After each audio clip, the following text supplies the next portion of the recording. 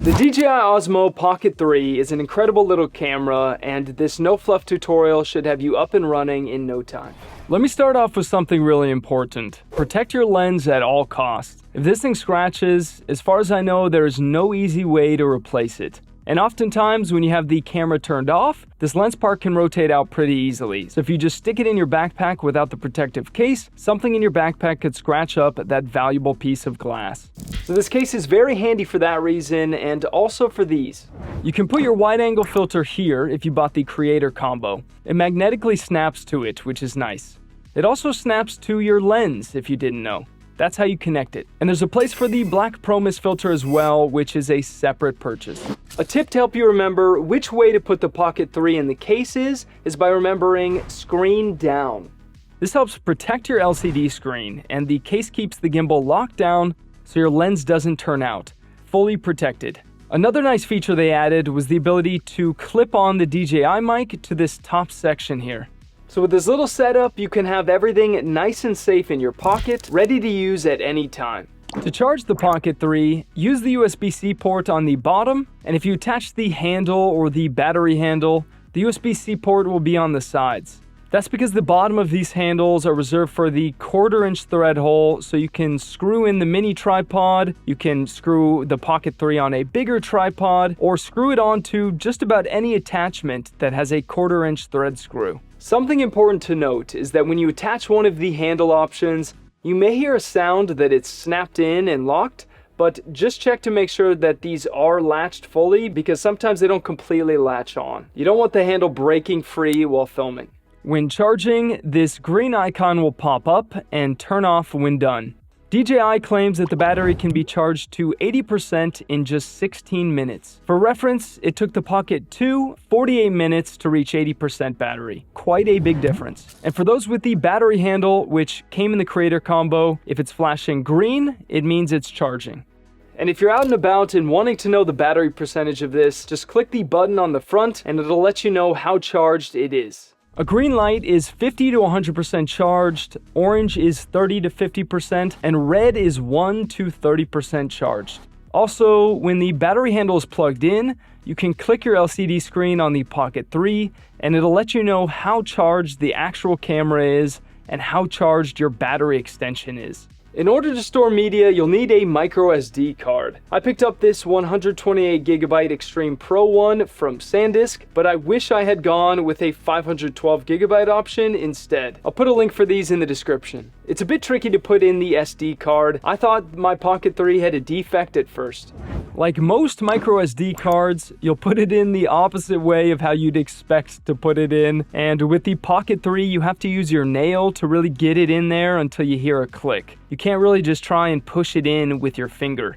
I suppose DJI made it like this so you don't happen to eject the card by accident while filming. So let's start setting this bad boy up. If this is your first time using the Pocket 3, you'll need to download the DJI Mimo app, which you can find in your app store, or you can just scan the QR code on the Pocket 3 box. Then turn on your Pocket 3, and there are two ways you can do this. First, just flip your screen horizontally, which is really freaking cool, I know.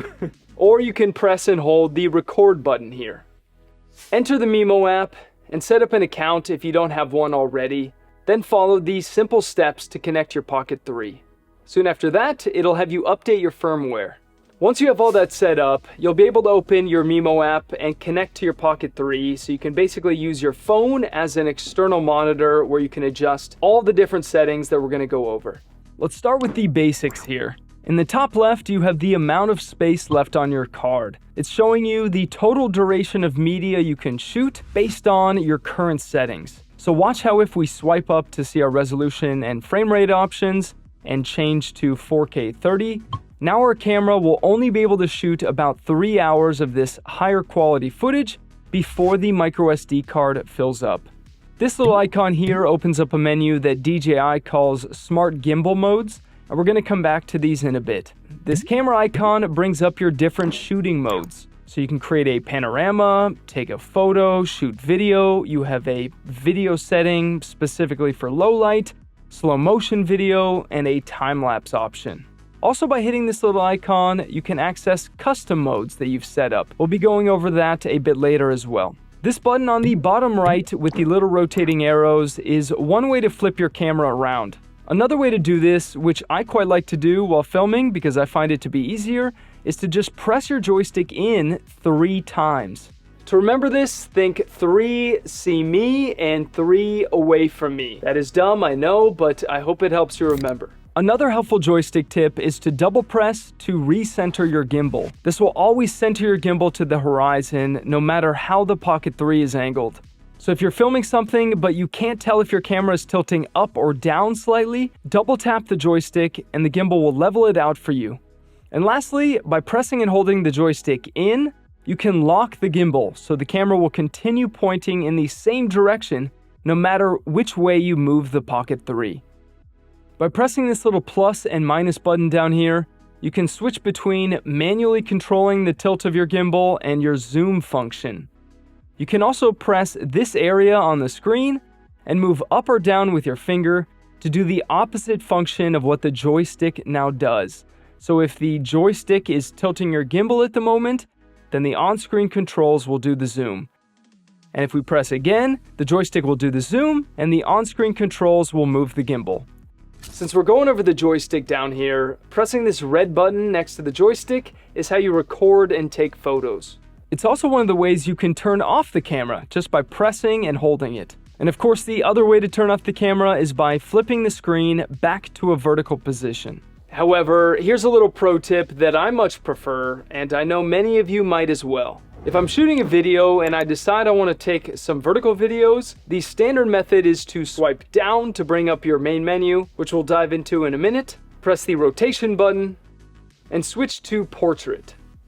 But why not take full advantage of the screen? So what I'd suggest doing is switching this to auto rotation.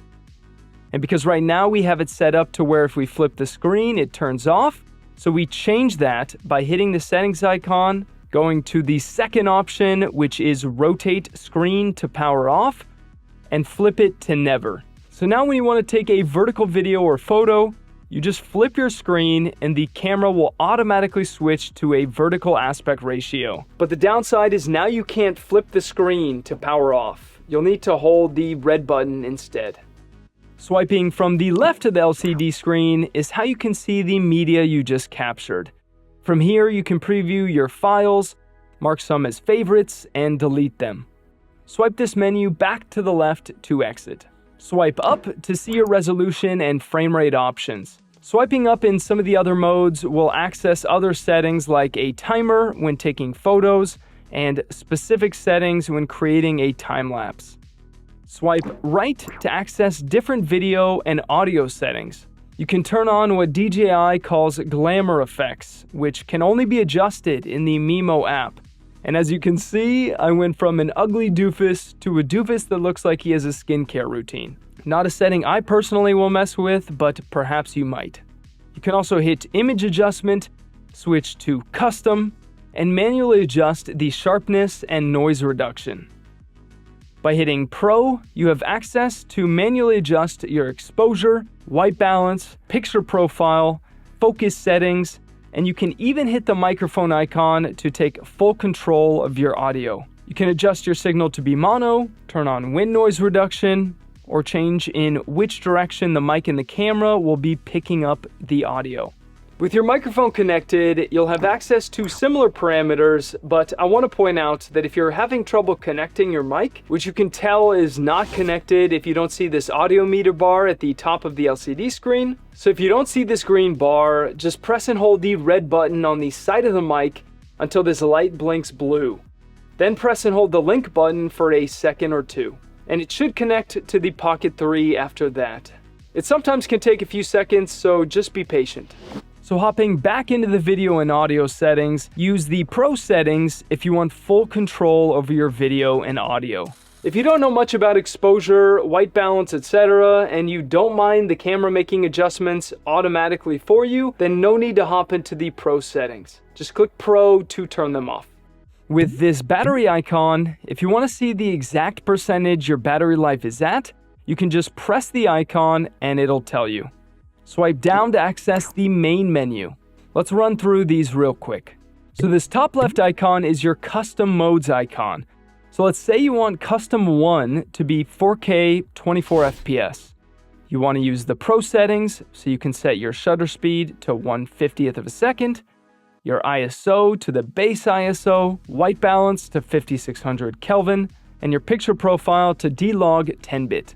Once these are turned on, swipe down to go into the main menu again, hit the Custom Modes icon, and click C1 to save. So now when you hit your modes icon in the bottom left, you can access those specific settings really quickly just by hitting C1. By clicking the Screen Rotate and Capture tab and toggling this on, whenever you flip your screen, you will immediately start recording. I don't prefer this on, but you might. This adjusts the brightness of the LCD screen, hence the picture of the sun. Turning on this FT Selfie button will have the camera automatically track you when the camera is facing you. So this could be handy if you really can't be bothered to keep checking the LCD screen to see if you're in the center of the frame. The camera will automatically make sure that you're in the center with this on.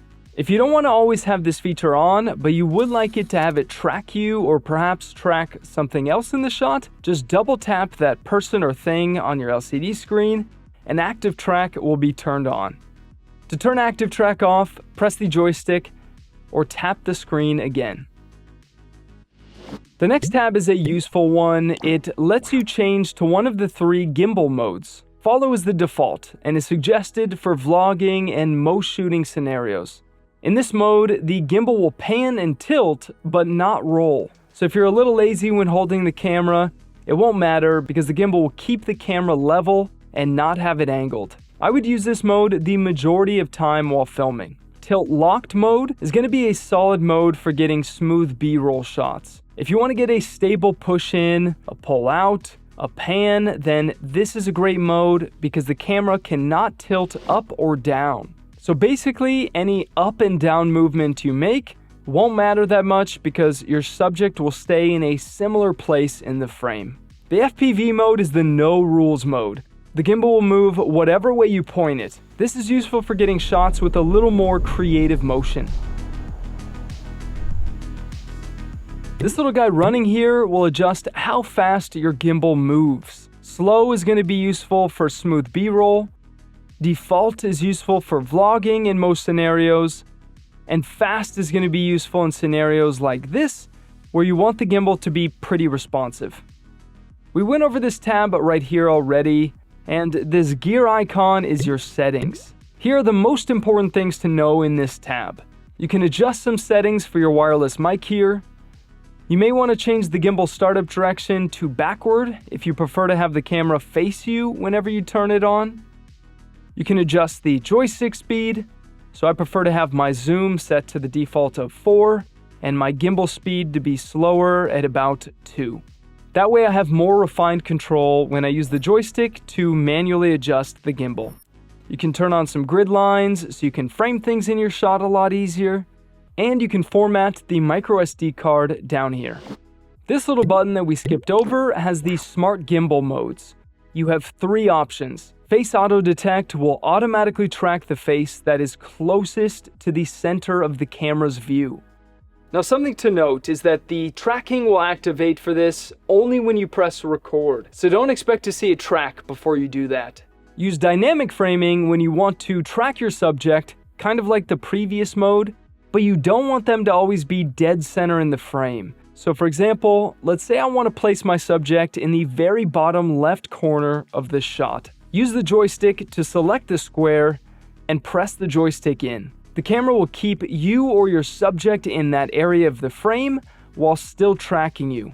So this mode will help you to create some more pleasing compositions while still tracking your subject. The final smart mode is the spin shot. This is a really unique looking mode that will make the camera rotate either 90 degrees or 180 degrees. 2 things to note is that if you opt for the 180 degree option, you'll need to hold the camera in a horizontal position. For the 90 degree option, you don't need to hold the camera in this position. You can hold it straight up. The other thing to note is that once you start the spin, which you can do either by tapping the button on the screen or by pressing the joystick in once, it will not automatically record. So press record and then activate the spin. To turn off these smart modes, you'll need to hop back into the smart modes menu and hit exit. You have three options for transferring files. You can just plug the Pocket 3 directly into your computer with USB-C cable and hit file transfer on the LCD screen. Unless of course you want the Pocket 3 set up as a webcam, then you just hit webcam. You can also use the Mimo app with the camera connected and just download the files directly to your phone. Or you can take out the microSD card and connect it to your computer with an adapter. Do me a huge favor and let me know if the video helped you out by commenting below and hitting the thumbs up button, and have a great rest of your day, guys.